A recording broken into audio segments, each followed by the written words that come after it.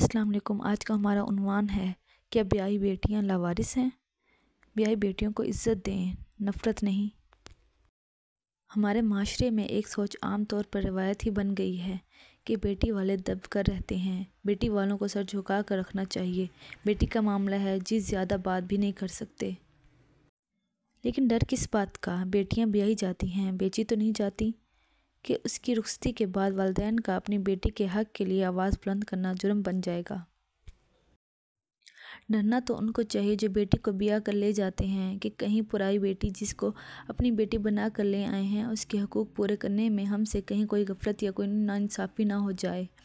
کل کو ہم اس کے والدین کے ساتھ ساتھ اپنے اللہ رب العزت کو بھی جوابدہ ہوں گے۔ لیکن صورتحال بالکل اس کے برعکس نظر آتی ہے۔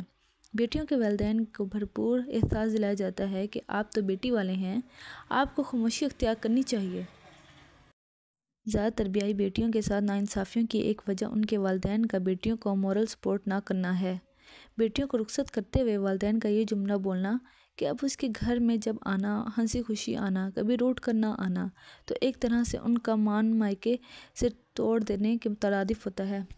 جہاں اس جملے کے مثبت اثرات ہیں کہ لڑکی اپنے گھر کو بسانے کے لیے ہر ممکن کوشش کرے، لیکن جب کبھی سسرال میں جس کو وہ اپنا گھر سمجھ کے گئی تھی اس کو وہ مقام اور عزت نہیں دی جاتی جس کی وہ مستحق ہے، تو مائیکے کی طرف جب اس کو مورل سپورٹ نہیں ملتی تو وہ اسی ذلت آمیز زندگی کو گزارنے پر مجبور ہو جاتی ہے، جہاں اس کی ذات اور اس کی خودی کا روز قتل ہوتا ہے اور اس کو کوئی پرسانِ حال نہیں ہوتا، تو ایسے ظلم کرنے والوں کو بھی مزید توقیت ملتی ہے۔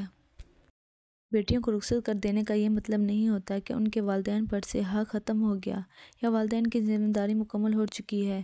بیٹیوں کو مکمل مان کے ساتھ رخصت کریں کہ کبھی خدا نخواستہ ان کے ساتھ کوئی ناحق زیادتی ہو جائے تو والدین کے ساتھ اپنے معاملات شیئر کر سکیں تاکہ والدین کی طرف سے معاملات سلجھانے کی کوشش کی جا سکے۔ بصورت دیگر والدین اپنے گھر کے دروازے اس طرح کی ستائی ہوئی بیٹیوں پر ہمیشہ کھلے رکھیں تاکہ ایسے حالات کی ماری ہوئی بیٹیوں کو مزید ذلت آمیز زندگی نہ گزارنی پڑے۔